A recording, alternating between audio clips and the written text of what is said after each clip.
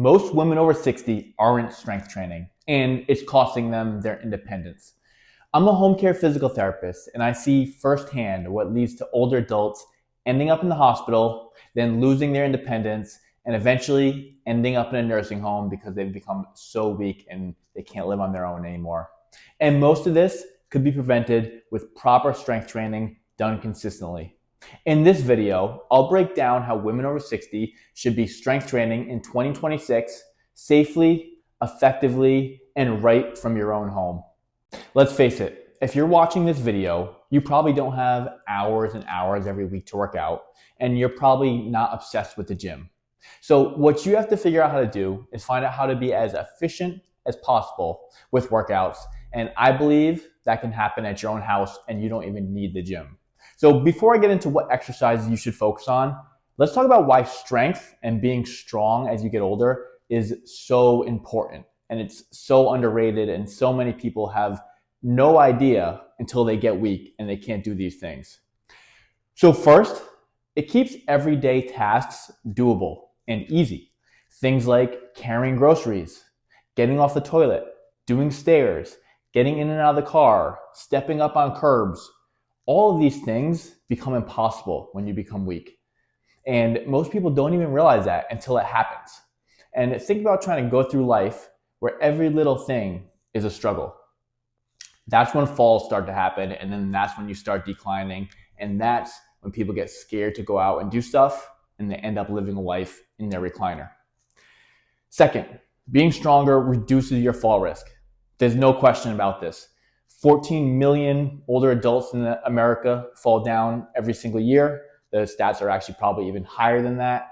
About 500,000 fracture their hip, and about 50,000, 45 to 50,000 end up dying each year from falls, which is crazy.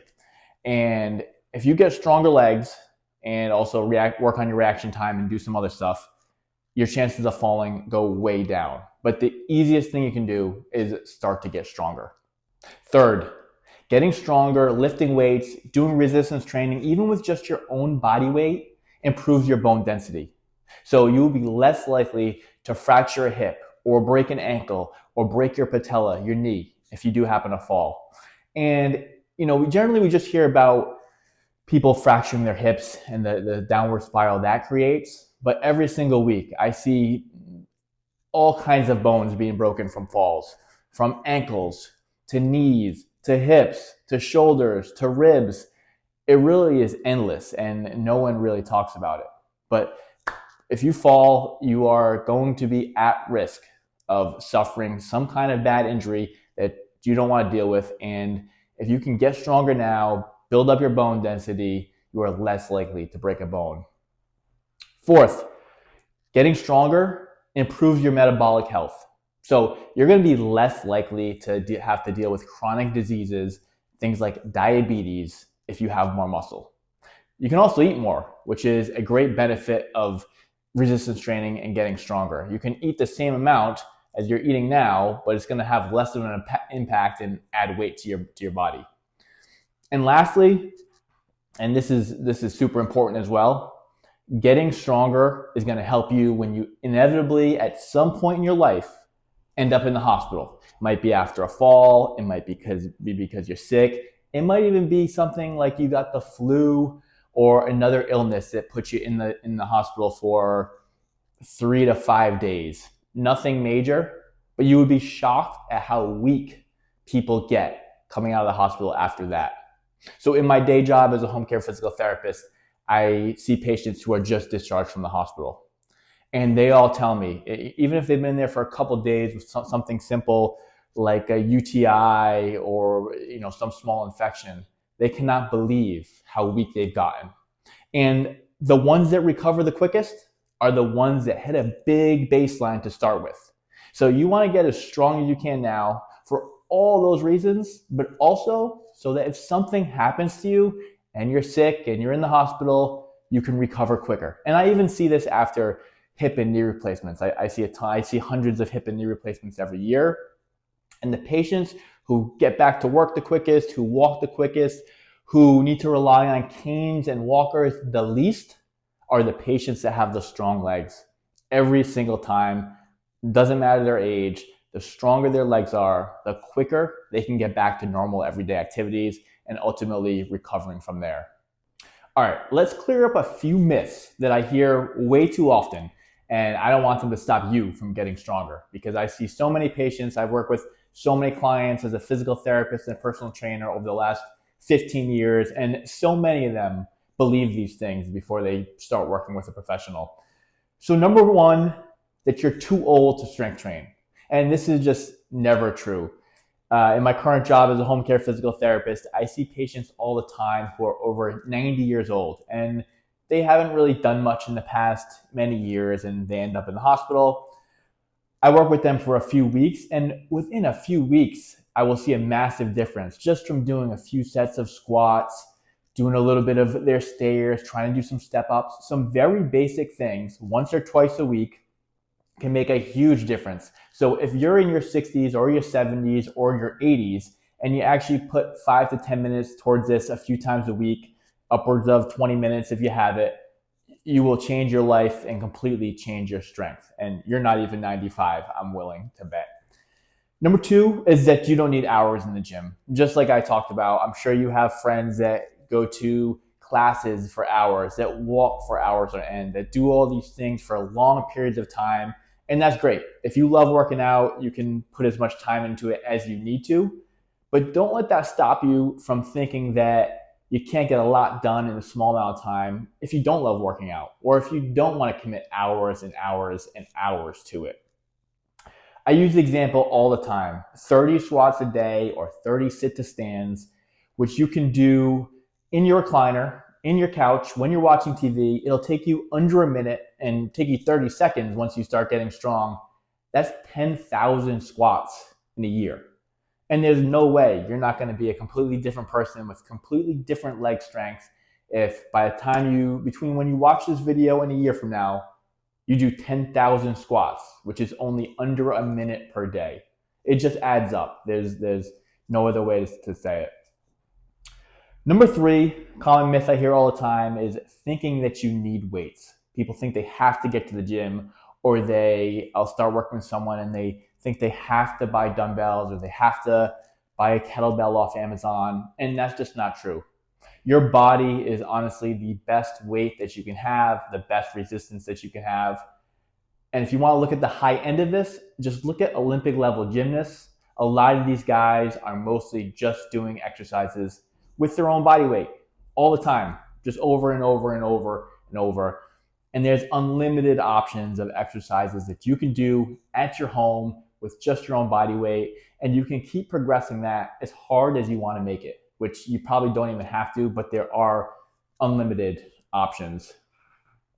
And then I think the fourth thing that I see all the time is not realizing how important just being consistent is. And consistency over the long run is what adds up. It's never what you can do for the next month or the next 6 months. It's what you can do literally for decades. And the people that are the healthiest in their 70s, 80s, and 90s are the ones that have been able to find a way to stay active and find a program or a consistent approach to exercise they can stick with. And now that we know how important strength training is, if you can find a way to make strength training part of every week for the next many decades, those decades will look a lot better and will be a lot easier for you than if you neglect strength training. There's also plenty of things that can take up your time, and you probably don't want them wasting your time if the goal is to get stronger.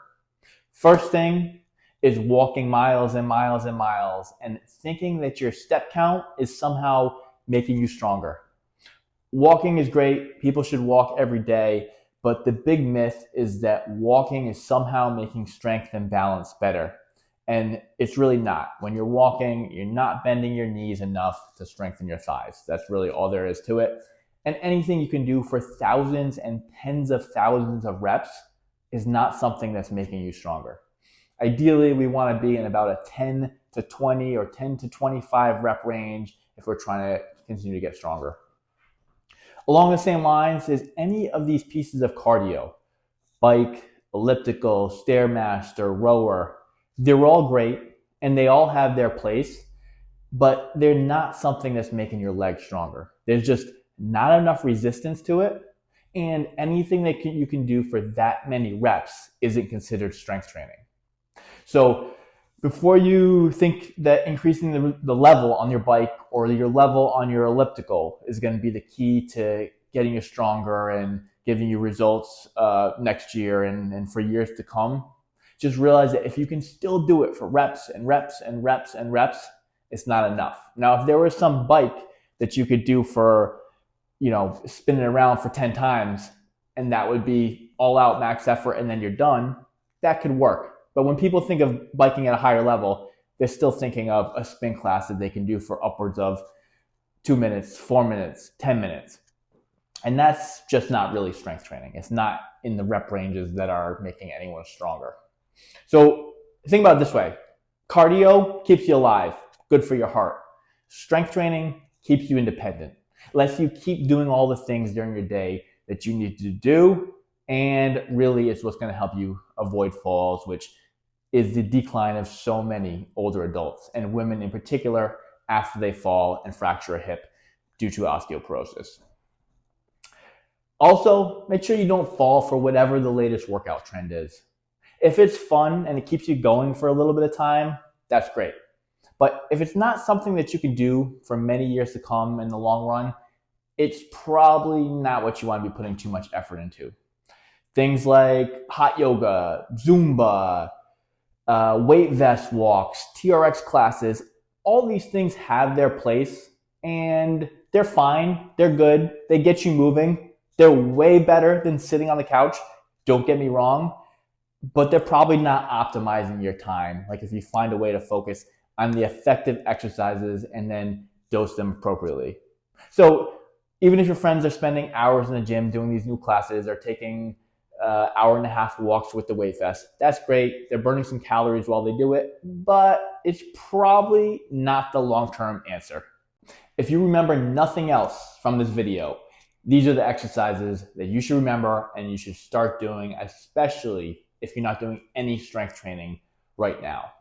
So you want to focus on the big bang for your buck exercises. We're not talking about curling 2-pound dumbbells or doing arm raises with a couple pounds. Again, those are fine, but they're not optimal. And if you want to get as strong as you can, especially at home in the minimal amount of time, you want to focus on the most effective exercises. So that's going to come down to doing some kind of a squat, some kind of a single leg exercise, and some kind of an upper body exercise. Those are the 3 things I would do to start. So when we talk about a squat, the easiest way to do it is start with a sit to stand. And I have videos of all this stuff on my YouTube that you can check out, just search it. But sit to stand, sit down in a chair and stand back up. The reason I don't recommend regular squats at home for most adults is because they don't have the ankle, hip, and upper body mobility to be able to actually train their legs. And it turns into something that looks like this, where they just dump their torso forward because they can't keep their torso vertical. So start with sit to stands. If you want to progress to something, I would progress to squats holding onto the counter or the lip of your sink, which allows you to keep your spine nice and vertical and actually work your legs. Don't pull on your hands through the sink. Try and just use the sink as balance and for a little mobility help so that you can kind of go down and up nice and smooth. You could also progress to something like a slant board squat where you elevate your heels on kind of a ramp. And again, that's going to allow you to stay vertical. So number 1, sit to stand, or if you want to progress to some kind of a lunge squat variation here, you can do a heels elevated or a slant board squat. Number 2, we want to do some kind of a single leg exercise, right? Because a lot of life, we're living on one leg, whether that's going up and down stairs, walking, trying to stop yourself from putting a foot out when you fall, stepping out of the car. So many things require one leg at a time, and you want to be strong on one leg. I would recommend starting with a step up. So put one foot on either the bottom or the second step of your staircase. You're going to leave that foot there, step up and down with the other foot. The goal is to let the foot on the step do as much work as possible. Once you can get up to 10 to 20 reps on each side without holding onto the handrail, I would progress this to a split squat or an in-place lunge. It's going to be a little bit more range of motion and a little bit more difficult, which is why I recommend starting with the step up and progressing into that split squat, in-place lunge, whatever you want to call it. Again, I have videos where I go into more in depth on these things. So number one, we're going to do squats, or sit to stands. Number two, we're going to do a step up, progressing into a split squat. And then number three, for upper body, the easiest thing is a push-up. But of course, most people can't start on the ground and do a push-up. So what I recommend is hands on the counter, and then you're going to go down and go back up. If you can't do 5 to 10 good reps there to start, even with just half range of motion, I would start by holding just a plank on the counter. And you can maybe even do a plank a little bit lower because that requires less strength than actually going through the range of motion of a push-up. So start with the push-up. If you can't do the push-up, we're going to start with the plank. And then as you get better with the push-up, you can progress your hands down. So a good progression to make it harder that I like to use with patients and clients is start on the counter. And again, you kind of want your body to look like this. So if my head's here, feet are here, nice and straight through your spine all the way down the back of your legs. So we're going to start on the counter. The next easiest place to move to is basically the bottom of a chair or a recliner or the side of a bed if it's sturdy enough. And then from there, you can progress down to like a second step on a staircase and then down to the ground. And this progression could take a long time, so make sure you're patient with it, but that's what I would do. So the higher your hands are, and if you need higher than the counter, you could even go on a wall, but I think the plank on the counter is a little bit more effective just to start building up some strength in a more challenging position. So wall, counter, chair, staircase, like probably second step, and then onto the floor. And that can be a long progression, but it's something you can do a couple of days a week and just gradually work on getting stronger over time. So how I would structure these, obviously everybody's different. I don't know exactly where you're at, but as a general kind of set and rep range, you want to be 10 to 20 reps or so, and those are going to be easier to hit on the lower body exercises. And I would do a couple sets. And of course, if that sounds like too much and or you're brand new to strength training, just do one set of each and maybe only do 5 reps or 8 reps. The key is to start easy and build up over time. There's no perfect sets and reps to start with. You kind of got to see where you're at and know how to go up from there. Of course, everybody is totally different, even someone who hasn't worked out versus someone else who hasn't worked out. You can have 2 totally different starting points. So take it slow, good form. We never want to break our form to try and do more reps. So if you feel like your form is falling off, stop the set. And on top of that, of course, as we already talked about, you want to find a way to be consistent with these things. Because if you just do it for a week or 2 weeks or 2 months, that doesn't matter. We want to find things that we can do for the rest of our life, right? So what I would do, set a timer on your phone, 5 minutes, and that's your workout time for the day. Even if it just means 1 set of each of these, you do your 1 set, might have taken 2 minutes on your phone, and you're done for the day. But find a time to set that timer, set 5 minutes aside, and then over the months and years, you can build up to doing actual more workouts. But I think you want to start every day just to get in the habit of doing these things. So remember, you don't need a gym and you don't need unlimited hours to work out each week. You need a consistent plan that you can stick with. So start small, start at home, and start now. Don't wait, because the strength that you can build now is what protects your independence later. You're not just going to suddenly wake up one day and need help.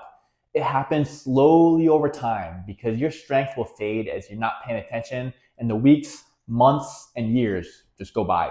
But the good news is you can change that, and it starts with what you do next. Make the decision to build a stronger body this year that will help you avoid falls and avoid the nursing home.